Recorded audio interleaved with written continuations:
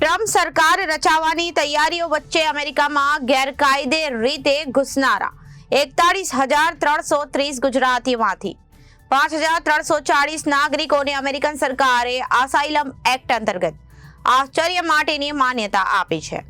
અન્ય નાગરિકોને પાછા રવાના કરશે.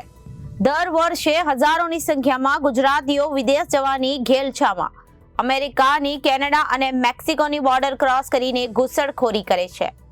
ઘણા પરિવારો સાથે ઘૂસણખોરી કરતા પકડાઈ પણ જાય છે અને જીવ પણ ગુમાવે છે.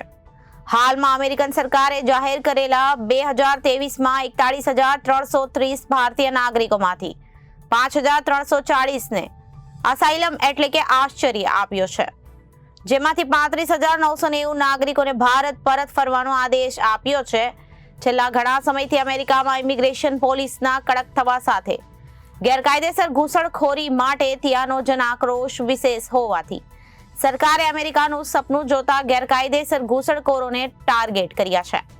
2024માં 67,391 ભારતીય નાગરિકોએ ગેરકાયદેસર અમેરિકાની સરહદમાં ઘૂસણખોરી કરી હતી, જેમની અરજીઓ પરના નિર્ણય હજુ પેન્ડિંગ છે, જે થોડા મહિના પછી જાહેર થશે.